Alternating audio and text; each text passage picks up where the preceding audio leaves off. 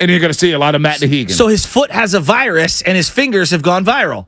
There it is. I like that. Anthony Davis, this guy's driving me bananas. Like, he's clearly unbelievable, right? He's an unbelievable talent. And I was listening to Steiny and Guru, and they were talking about, if he had Looney or Draymond's heart, like, imagine how good he could be, right? And I always kind of wince when I hear people say that because I hate trying to, like, judge an athlete's heart. That's not fair. I find it to be unfair. But there is some level of, like, come on, man. Really? Like, he took an elbow, and I'm not denying he didn't take the elbow. But if the elbow he took is as serious as he made it out to be, then he needs to be checked into the concussion protocol. If not, that is the most over-the-top theatrics dramatization that we've seen since Stephen A. Smith was on the daytime soaps. I mean, give me a break. He was sitting there like somebody had rocked him with a Ferrari, and he was trying to walk across the street. I mean, the whole AD thing is just he just lays it on so thick. He made it's the top 75. First press Vermont syrup. He made the top 75 all-time team, which is an absolute joke. But you could see why, because he has talent. Bonte. It's Shasky. He's oozing with talent. His credentials don't scream top 75. No, but the talent does. Yeah, but you got to. There's a lot of talented guys in this league. I agree. He's not top 75. He didn't belong on the top 75 His resume is not list. top 75. He's not top 75. I agree with that. I'm sorry. And he leaves in a wheelchair. Chris Haynes reported it. Chris Haynes also reported that a Laker player texted him saying, we're not going to get caught up in there whining and moaning or whatnot. We're just going to do us. And then immediately after the game, all they do is whine and complain. I'm so sick of Anthony Davis. Anthony Davis is wild. Him sitting on the bench, he was sitting there and his eyes were like teared up and everything. And it went from he got hit in the head to he got scratched in the eye to back to being hit in the head. And then he got wheeled out in a wheelchair. And I was like, dude, this is just we're doing way too much. I'm not. I mean, way too much here. Yeah, it's a little much, man. Let's go to my man, Slut Rock in Palo Alto. Slut Rock, what's happening? What's going on? Ooh, we Bonte that suit last night, boy. Let me tell you, boy. I appreciate you. It was nice. Hey, here's the thing. I don't want to be a wet blanket because they won the game, but to me, 16 turnovers is way too much in a playoff game with the especially in the first quarter. We're going on last night. 16, way too many. And here's the thing. This is what I watch for now all year with the Golden State Warriors. You can play good defense, but when you play good defense and you get stops, and when the Warriors get stops and they get two stops in a row or something, when that starts happening, that's when they're jiving and they're really playing defense. Like I said, you can play good defense and they still score, but when you get stops, multiple stops in a row, that changes the pace of the game, that start getting in the other team's head, and that's what I see the Warriors need to do with the remainder of these games. Hey, Slut Rock, let me tell you something. Slut Rock, I don't know. Slut Rock, real quick, I got to say, Kevon Looney approved your nickname, buddy. Did he? Yeah. He liked it. Slut Rock. And you're the one who said it to him? I told Kevon Looney, I said, hey, man, one of our roasters named Slut Rock called you Windex because all you do is clean up the glass. What do you think? He goes, I like that. I could get down with that. Mully loves it too, Slut Rock. That's it. That's it. I'm going to start making the T-shirts right now. There you go. Just had to wait to see if you liked it, man. Oh, no. I always loved it. They love it too, which is great. I'm not going to steal your shine either, Slut Rock. I give you credit every single time. I appreciate you, man. You guys keep it up. All right, Slut Rock. All right, let's get to Jake. Go ahead. I saw a video circulating of Kevon Looney in high school being interviewed, and most of these guys in high school, when you're that good, right, and you're a top prospect, I could do this from the field, and offensively I could do X, Y, and Z. All he kept talking about was teammates, defense, teammates, and I was like, God, it's no wonder this kid at 17 years old knew about defense and just what his role would eventually end up being. And he was offensively gifted in high school. I mean, the dude was... Tom Izzo, he joined us for the pregame show yesterday. He said he recruited Looney. And what did he say about that? He goes, he didn't even get in the paint. He was a guard. He would handle the rock. And he goes, damn it, I missed out on him too. He's like, talking about all these recruits. He goes, Anthony Davis, he saw him when he was younger, before he had his growth spurt. And he's like, I'm good off AD. Well, because he knew he was going to Calipari. Well, no, he thought he was going to Ohio State. Really? Mentioned that yesterday. He was like, everybody was saying he was going to Ohio State. And then, of course, Calipari comes in. Oh, yeah. steals the show. Well, he's got wins the bags. national championship. You know. NIL money, man. Well, no, back then it was different, but Yeah, yes. I mean, it was different. You know, if someone wants to hand me a bag with a bunch of cash in it, I'm here for that. Yep, no doubt. You Let's got to get go my dad a tractor though, like in Blue Chips. Ricky Rowe, Blue Chips. Ricky Rowe, Butch McRae, Bro, and Neon. What was Shaq's name? Neon Monroe. dude, when he's dunking on the basket and it looks like just the whole thing was absolutely Ricky spectacular. Rowe was hitting 18-footers. He was sick. I can't get the Anthony Davis thing out of my head. I Him don't. on the bench, just like selling it so like, dog, you're out of the game. Well, get ready for Game 6 because more of that is coming. This is what AD does. This is what he does. They are all about the antics. Warrior fans, this is different.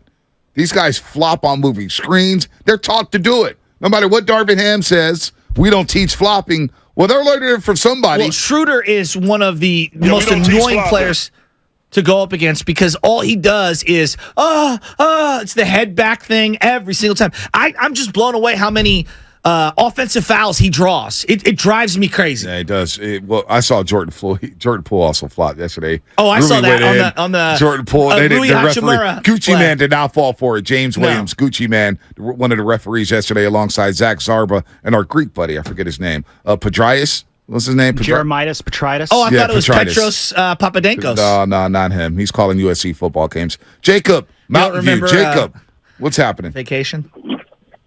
What's going on, guys? Hey. Yeah, that was a great win. That was a great win last night. But honestly, I want to see more open three looks for GP2 to go down because if he can start knocking at least 2 to 3 a game, I mean, 2 is more hopeful. That's going to make the drive for him a lot more open, and then.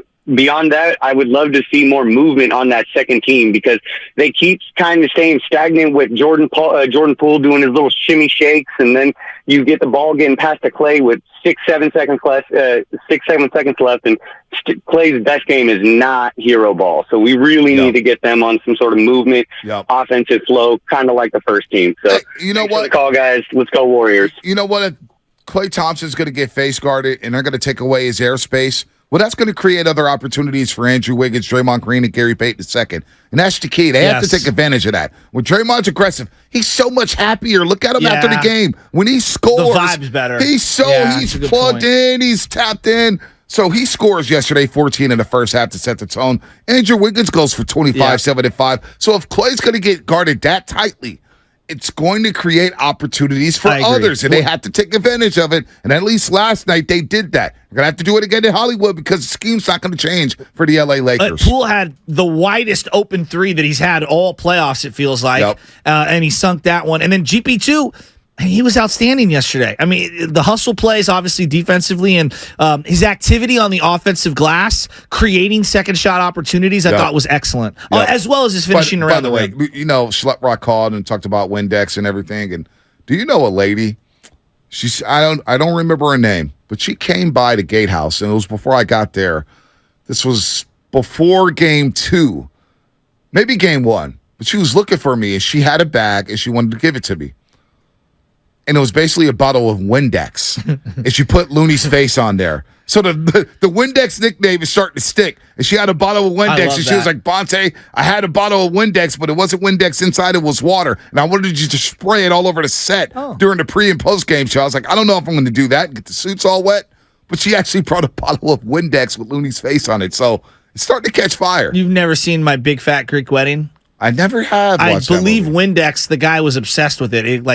He does everything with the Windex. What do you mean? It's a catch-all for everything. it. Cleaning, Got for, making yourself feel better. Yeah, the Windex for everything. All right, let's get to 2 calls before the break real quick here, and we'll get to everybody. Adolfo, 880, what's what up, happening? Adolfo? What's going on, guys? Good morning. Good morning. 3 quick points here. One, I want to say JP felt like he clocked into work, serious all game, a little bit of his antics on the sideline, but felt like he did his job, 11 points, fantastic. That's what we need. 2, I want to see Chris Haynes' contract. I feel like he's contracted by Clutch or something like that, just because he is all over LeBron. And 3rd, finally, shout out to my fiance, Allie. She doesn't really watch basketball, but she turns to me and she goes, baby, why does it when the Lakers are losing, they seem to get hurt and they seem to keep falling on the ground? They're Couldn't insufferable. answer that, but gave her the wink, and I said I cannot wait for Friday. It's going to get worse. So Yeah, no, talk to you Friday. guys later. Have a great one. And that's why tomorrow we'll hype it up even more. Buckle up, Dub Nation, because that whistle Friday is going to be insane. It's going to be insane. And the Lakers started the gamesmanship last night with that whistle. Hey, man, we don't flop. I don't even know. Darvin Ham talking about, I don't even know what's a foul anymore. We get the same calls all year long. Like, stop.